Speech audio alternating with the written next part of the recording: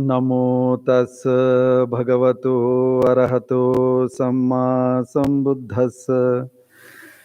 Namo tassa bhagavato arahato samma sambuddhassa. Namo tassa bhagavato arahato samma sambuddhassa.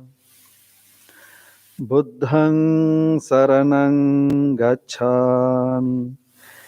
Dhammang saranang gacchami. Sanghang saranang gacchami.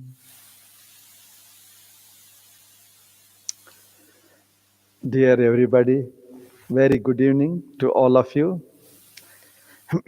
Welcome to this evening program. Mahabodhi Society Bengaluru is conducting this special series of Dhamma discourses every day morning from 9 to 10 in Hindi, 5 to 6 in Kannada, and 7 to 8 in English. Our monks from this monastery are taking trouble to share the Dhamma, and I'm sure many people in different languages, they are learning and benefiting. So dear upasakas and upasikas, the times, whether they are pleasant or unpleasant, if we have a little bit of skill and wisdom, then we can use that time for the purpose of progress and development, for the purpose of developing, experiencing some deeper insights.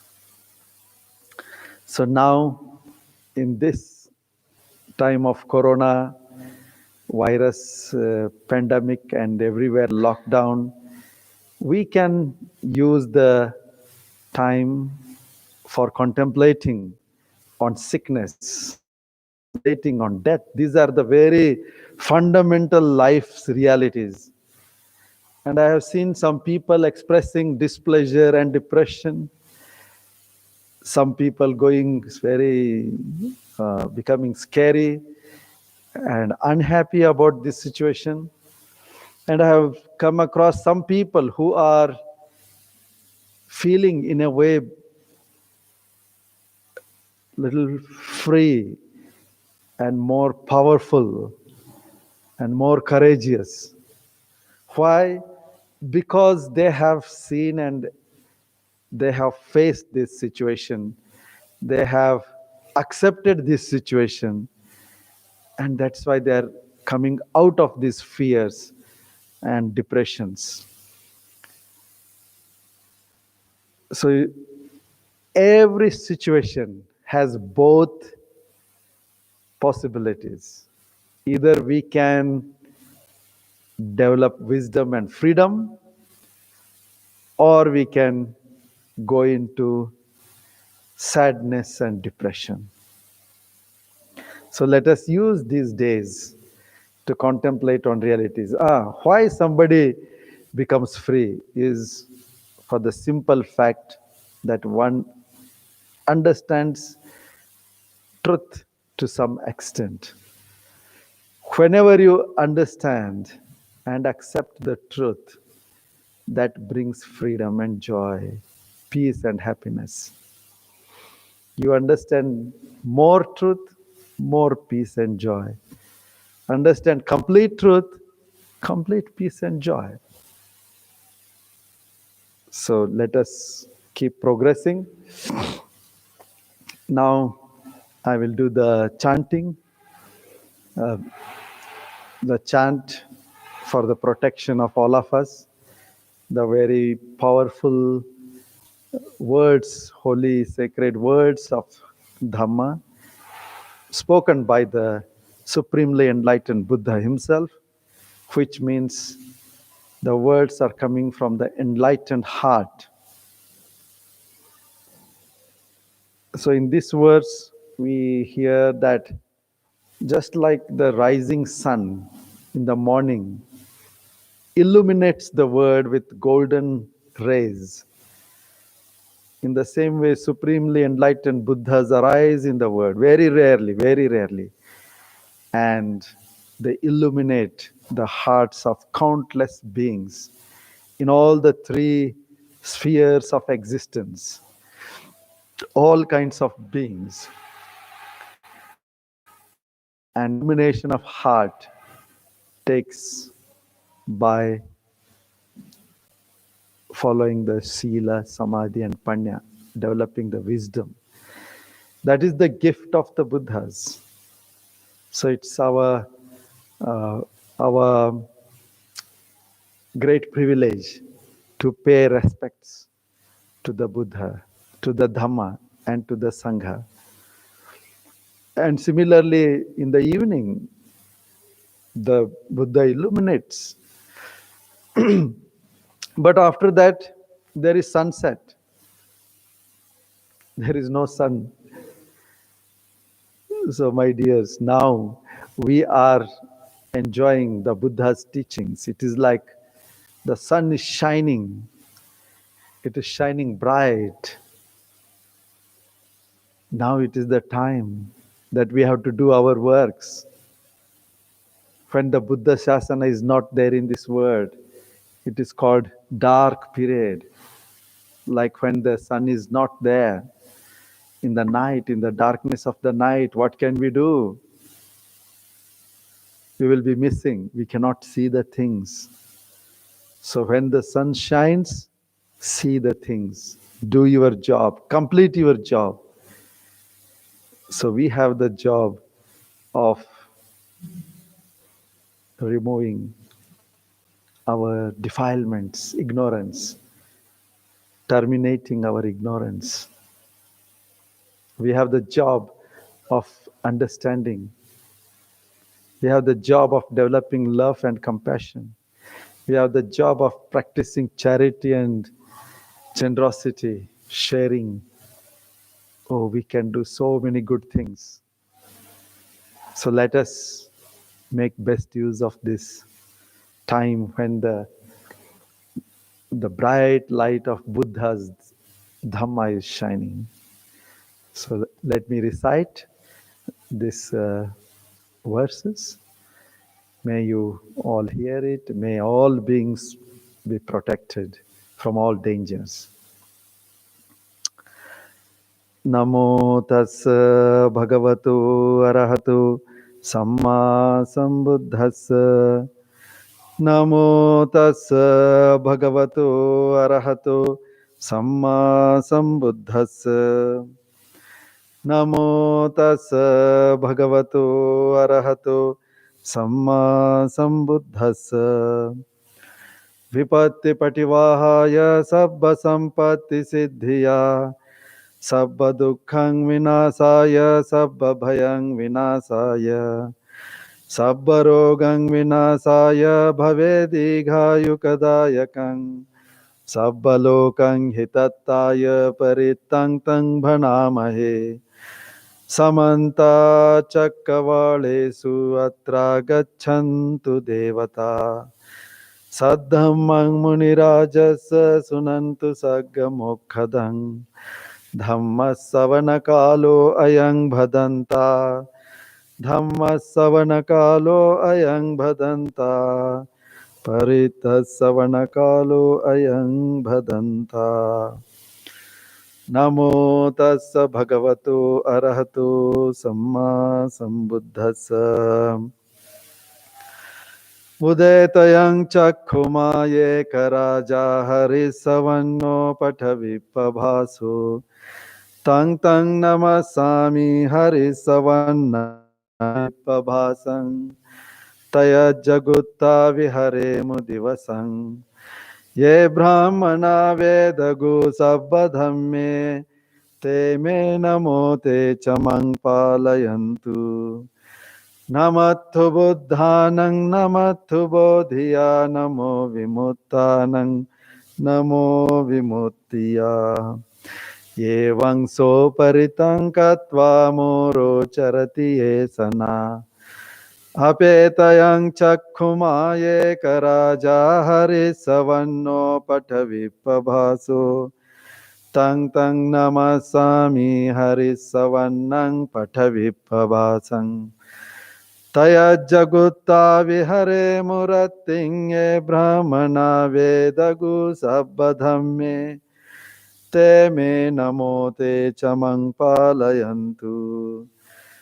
Namathu Buddhanang Namathu Bodhiya Namo Vimuttanang Namo Vimuttiya Evang Soparitang Katva Moro Vasamakapayiti Yetena Satchavajjena Sothite Hotu Sabbada Yetena Satchavajjena Sabbadukha Vinasatu Etena Satchavajjena Sabbabhaya Vinasatu Etena Satchavajjena Sabbaroga Vinasatu Yetena Satchavajjena Hotu Te Jayamangalang Yetena Satchavajjena Patu Te Ratanatayang Sadhu Sadhu Sadhu.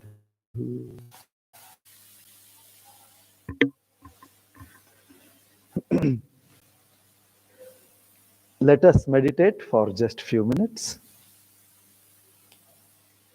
Sit comfortably.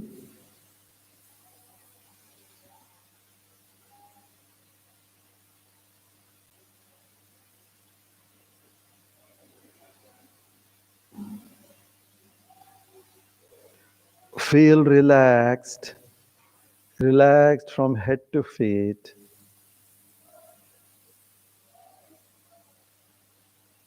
Relaxing means to feel looser and looser and lighter and lighter. No stiffness, no tightness. Comfortable. Your head is comfortable, shoulders are comfortable. Your whole body and legs are comfortable. Smile.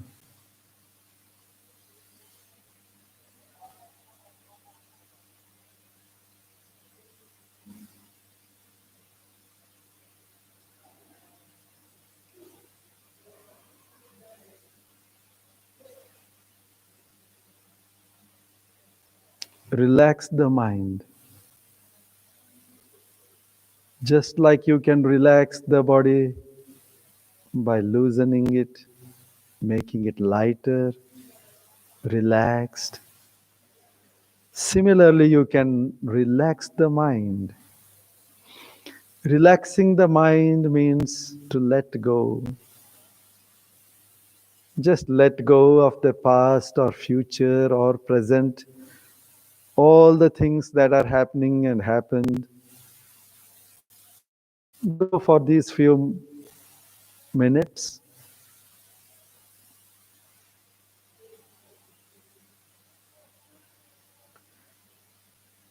This is a rare appointment with yourself. Give this time, a very valuable time, very quality time to yourself. Joyful time.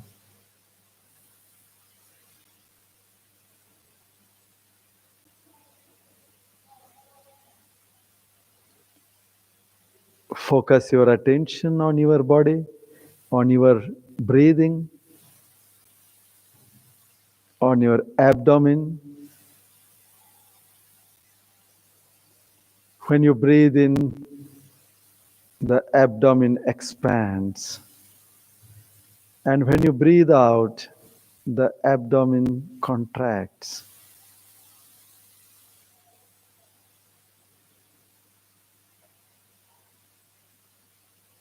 Just feel that in breath and out breath, that abdomen expansion and contraction.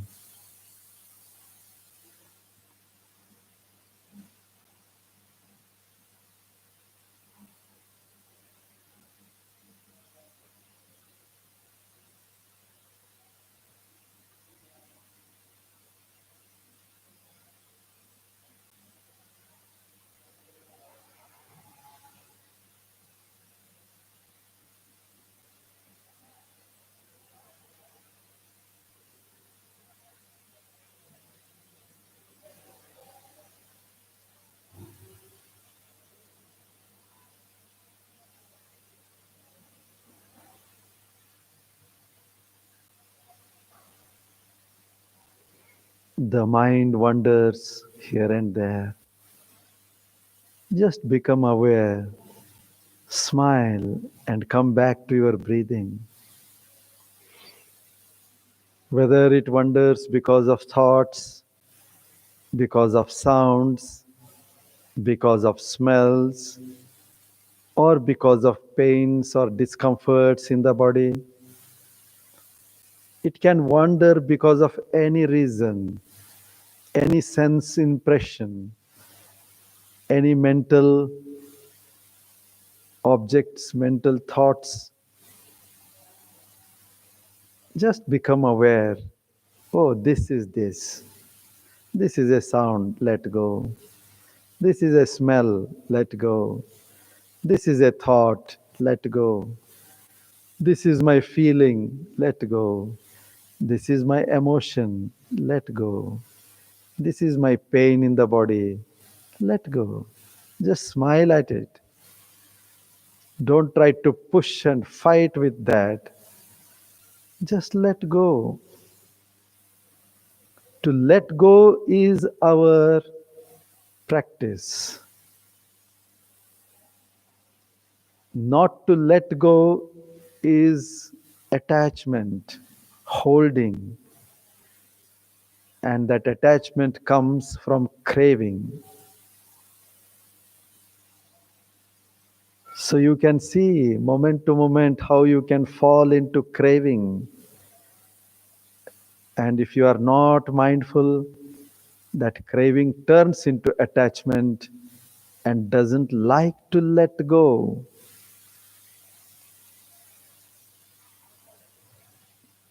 And when you don't let go, here and now, you miss the great opportunity to be calm, to be concentrated. Instead, you are lost in delusion. You are lost in the struggle of your likes and dislikes, lost in the struggle of your judgments. It should be like this, it should not be like this. It has to happen like this, it should not happen like this. The jungle of thoughts, judge, opinions, likes, dislikes. That's all the achievement you can make if you let loose your thoughts, let loose your mind to go with thoughts. Just smile, okay, just let go. Any amount of attachment is there, just let go. Let me go back to breath.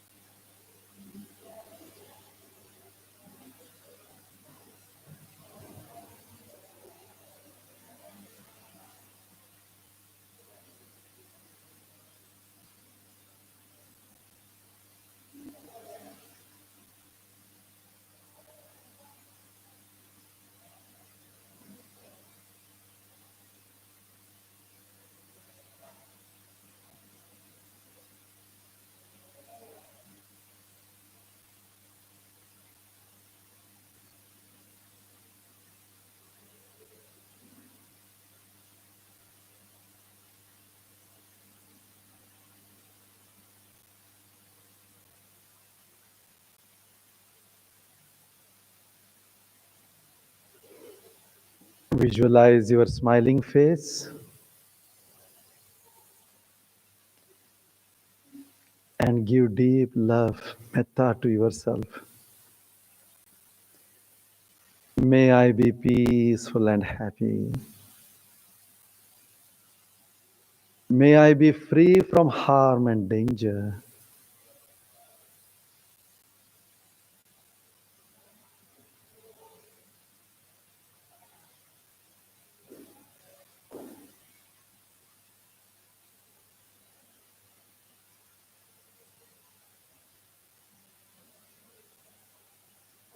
May I grow in Sila, Samadhi and Panya.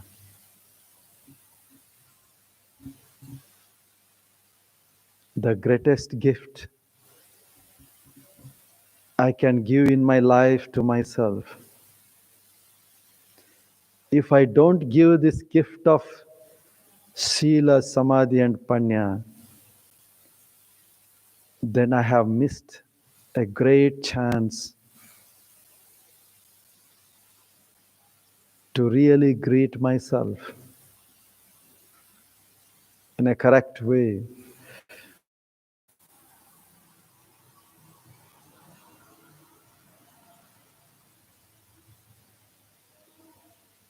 So when I give metta to myself, this is my commitment. May I grow in Sila, Samadhi, Panya, because that is the real source of happiness. May I be peaceful and happy.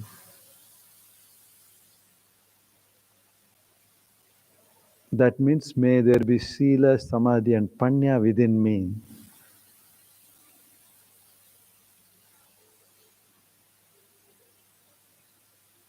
May all beings in the universe be peaceful and happy.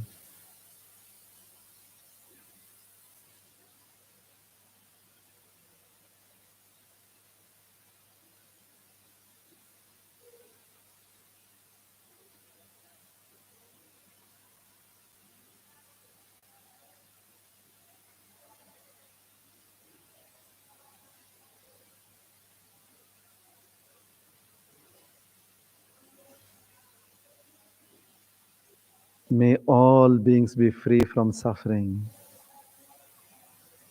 All human beings, all animals, birds and fish. May all kinds of beings on this earth be free from suffering, be peaceful and happy.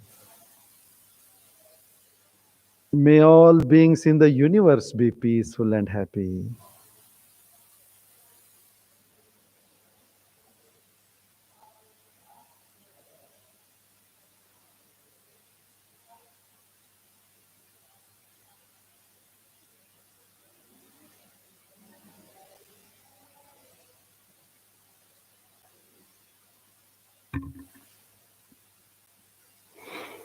Bhavatu sabba mangalang rakhantu sabba devata sabba buddhanubhavena sabba dhammanubhavena sabba sanghanubhavena sada suthi bhavantu te.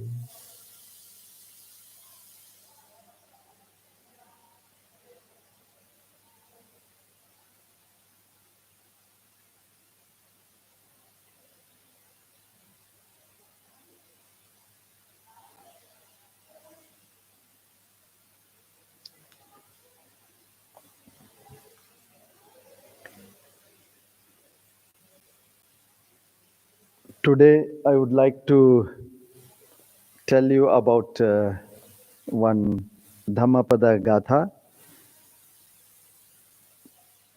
Very, very interesting Gatha.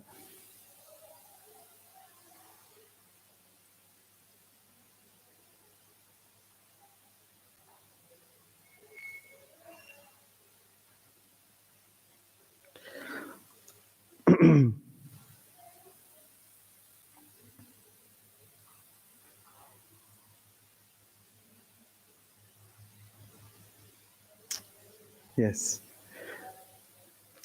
The Buddha says, better to live. It is better to live one day with full of activeness and full of efforts than to spend hundreds of years very sluggish and lazy.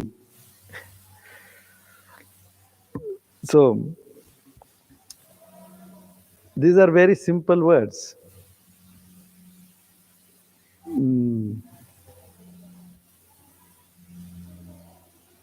Yo chavassa satang jive, yo chavassa satang jive, kusito hina viryo. It's better to live. Ekahang jivitang seyo. Better to live one day by this aradha and virya, that is effort and continued persistent effort, than to live hundreds of years in a sluggish way, lazy way. You see, uh, this was taught by the Buddha when he was living in Jetavana monastery. At that time, there was a monk who was he was a layman, and once he heard an inspiring discourse of the Buddha. And when he heard the discourse, he was so overwhelmed, and he thought, "Oh, let me become monk." So he takes permission from his parents, and then he becomes monk. And then he puts so much of effort suddenly, but not much happens. Transformation doesn't take place. Then after some days, he starts thinking, what is happening? I am putting so much of effort and nothing is happening. I'm not becoming enlightened. I'm not gaining insights. You see, what is important is not just putting effort. Effort, putting effort is one thing, but it has to be balanced with calmness.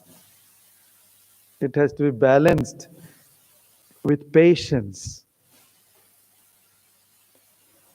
If you want, say, if you just uh, take out bananas or mangoes, and then you say, okay, today it should ripe, today it should ripe, today it should ripe.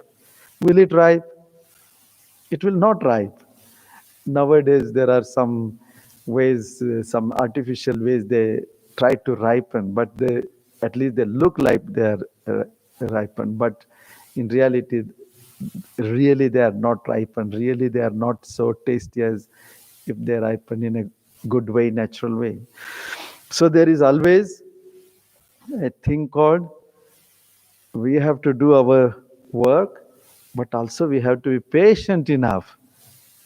We have to wait till it happens, it ripens. In the same way, when we practice, we also have to be patient. Patience is hallmark of a sincere and really courageous worker. You have to be courageous because you have to go through all the difficulties. You have to be courageous because you are going to take time to reach there.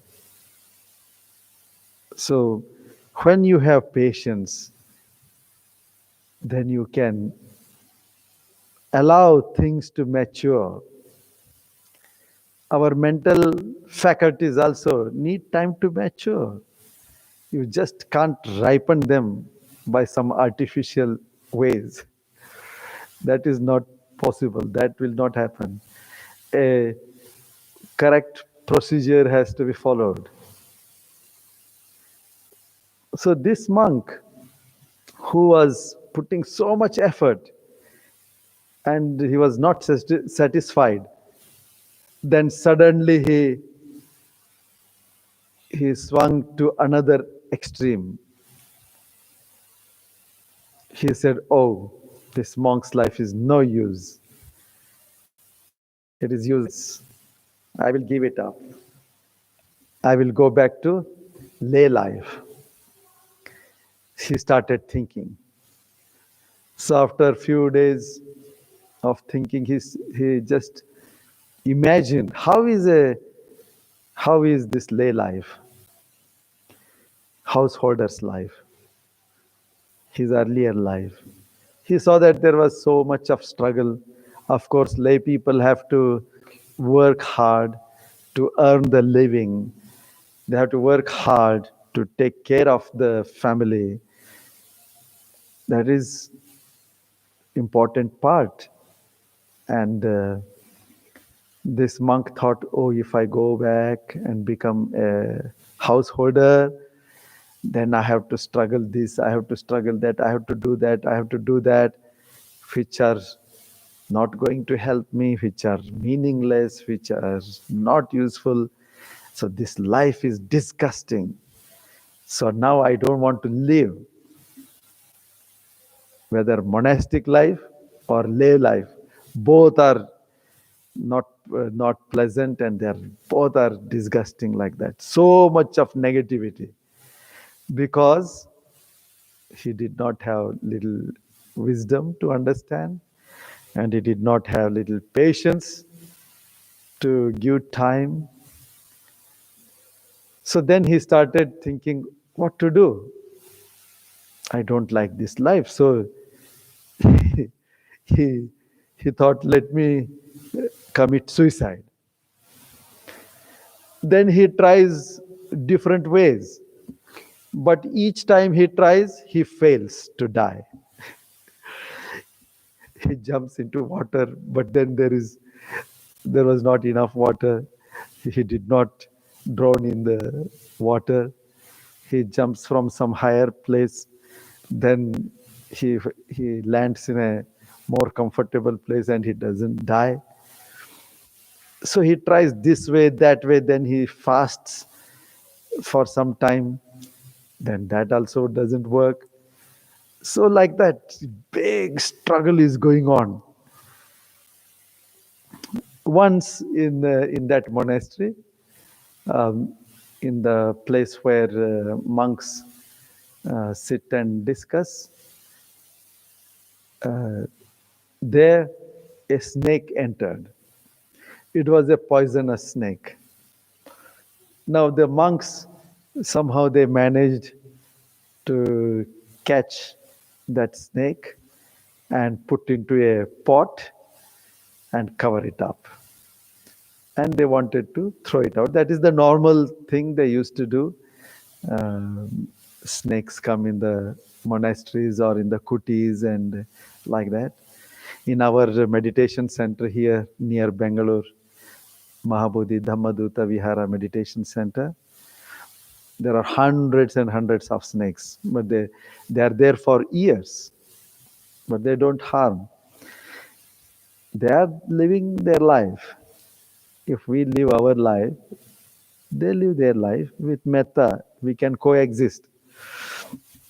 Anyway, from that discussion and meditation hall, the monks wanted to put that fellow out, that snake out.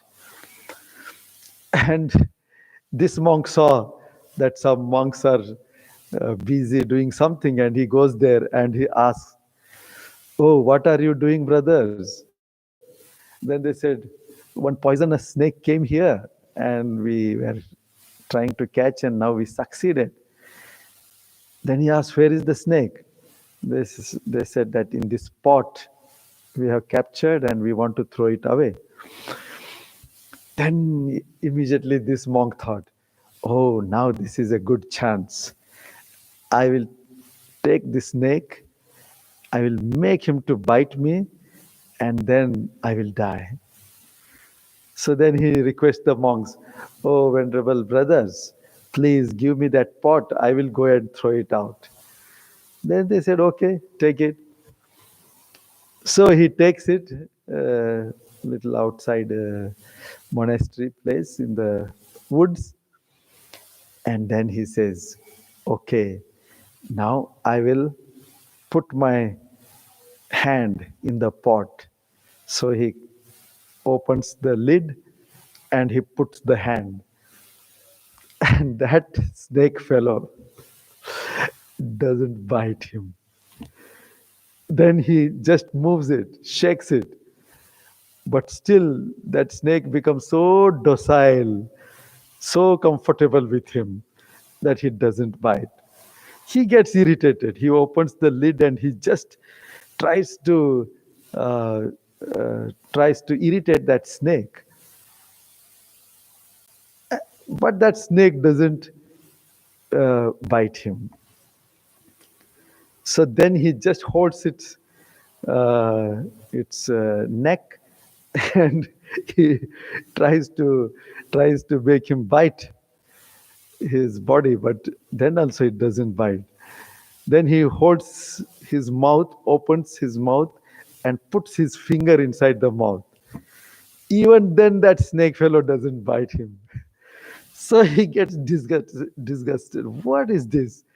I want to buy. I want to die, and this fellow, I'm trying, and this fellow is not even biting me. So anyway, let go. So he just leaves that snake in the woods and comes back. And the monks ask him, "Oh, did you leave him away?" He says, "Yes, yes, brothers, I left him in the woods. But I think it was a rat snake. Just he can catch some rats, and he is not a poisonous fellow. He was very docile." The monk said, "No, no, we know very well that it is a poisonous snake, because when we were catching, he even showed us the hood, and with great difficulty we managed to catch." But this monk said, "No, it is not poisonous snake at all. It is very docile, and I tried to irritate him, but uh, he did not get irritated. He did not even bite me. I even put my finger in his mouth," he said. Then these monks asked, "What did you do? What happened to you? Are you crazy?" So they asked, "What is the reason you did like this?" Then hesitatingly, this monk said, "Oh, brothers, uh, I am actually disgusted with life. Since many days I am trying to die myself, but I am somehow failing. In every attempt, I am failing. So today I thought there's a good chance to get myself poisoned. But even then I failed here." They asked, "Why do you want to die? Human life is so precious." The Buddha has said, "Kicho manusa patilabo," and he said in many times, the human life is so precious, and to commit suicide is a very, very horrible, unwholesome action. Then he said, "Look, I put so much of effort, but I didn't gain any insight or any stages, any higher levels. So I am disgusted with this monastic life. I don't like to be a monk." Then I thought to become a layman. But then in lay life, it is even more problem, even more struggle. And with all that struggle, I am not going to gain any higher levels. So it makes no sense for me to live." Then these monks became silent. They didn't say anything. They said, "Don't do that. That's all foolishness." That much they advised. As much as they knew, they advised. But he was not yet convinced fully. Then he thought, how can I now end my life? He saw that monks, he also is using, and he saw monks that they are all shaving, and they are using these razors, this knife, and other instruments to shave here and to clean up their beards. So he started helping other monks. Okay, I will shave you, I will shave you, I will shave you. Like that, he started shaving and helping others. His intention was actually to get one good knife from them. And as he did, one day he got very good knife, and he he wanted to cut his arm, but then again somehow he other monks came, and in the discussion he could not do that. So then he took one very good sharp knife razor, and he went into the woods. This time very determined, I am going to die. So he goes and he puts his head on one small branch and takes that knife to his throat, and he wants to cut his throat. At that time, his his name had become Sappadasa, since that snake story. That he tried to kill bitten by that snake, but it didn't bite him. So since then, people started calling him Sappadasa. That means snake servant or snake kind of friend or associate. So this Sappadasa bhikkhu, now he wants to die. When he was holding this knife at his throat and he wanted to cut, suddenly a thought came. Oh, I am monk here. Did I live my life very nicely? There are so many monks' precepts. Did I violate? And he saw that he did not violate. He followed quite well all these monks' rules. So when he saw, did he harm somebody? No. Did he take somebody's things? No. Did he lie somebody? No. He saw that he has observed his Shila, his moral conduct very nicely. And as he was thinking, wow, I have not violated any of these rules and I lived so nicely. The only problem is I am not happy with myself, that's all. The rest, all other things, I did my duties. I did the monastic duties, teacher duties, everything I have done. Suddenly, he felt joy within himself. Not only he felt joy, a nimitta came. The nimitta born out of this pure life, his good moral life. And suddenly joy came. And as he observed his mind, it turned into rapture. It just covered his whole body, and his mind became so joyful. Body became so light and joyous. And in that moment, he started watching his mind and body. The insights, vipassana started. He started seeing the body, how it is changing. He started seeing his mind, how it is changing, how they are interrelated. As he went deeper and deeper and deeper, then he became arahant. Holding the knife at his throat, he became arahant. That also not ordinary arahant, Patisambhida Jnana arahant, very, very powerful arahant. And he became liberated. And he felt, oh, what am I doing now? What all happened?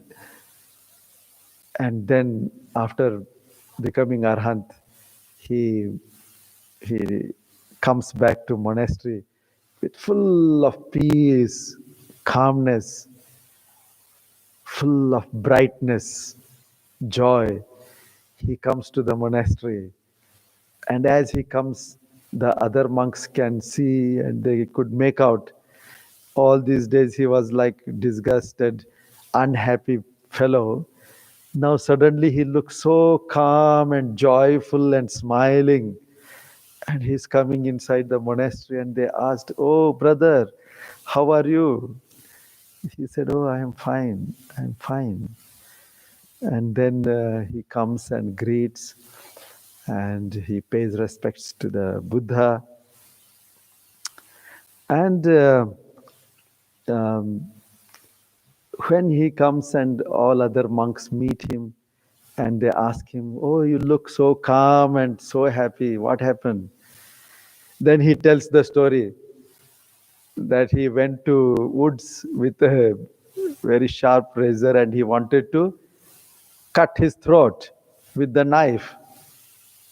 But instead, he says, "I cut my defilements with the knife of insight wisdom, and I am now liberated." So when he says that, all other monks, they became very happy and excited. And then they go to the Buddha and tells, "Oh, Bhagavan, how is it that this person who wanted to die himself, uh, kill himself, he tried with that snake, but that snake, instead of biting, we know that it is very harmful, poisonous snake. It didn't bite him. And then he wanted to cut his throat, but still he came out of all that and he became arahant." So, oh Bhagwan, our question is, he has this the potentiality to become an arahant, but still how come that he was thinking such unwholesome thoughts of committing suicide? And what is that with that snake incident? How come that the snake didn't bite? So then the Buddha says, he relates, "Oh, these are all causes and conditions. Our life is running because of causes and conditions." Now the Buddha says that snake was his slave for 3 previous lives. That snake was servant of him, and he looked after that servant so well, and that servant served the master as human being, as a servant, so well that they were having very close, very cordial, loving relation. So now when that snake, he wanted to irritate that snake and get bitten by that snake felt more comfortable with the company of this monk. So that's why he was very happy. Even if he's putting his finger in the mouth, he was feeling comfortable, he was feeling good, and that's why he didn't bite. So the Buddha said that is the cause, that is the reason, that they were very close, like very close relatives. And then they asked, how come this? He had all these potentialities to be an arahant, but still, how come that thought came? Then the Buddha related one story, incident, what happened during the Buddha Kasapas, the earlier Buddha's time. That time also he was monk. That time also he was um, how uh, as a monk he encouraged another monk to practice. And when he encouraged the another monk to practice who wanted to give up spiritual life, he encouraged, and then he practiced. So that monk also practiced, and this monk also practiced. And but uh,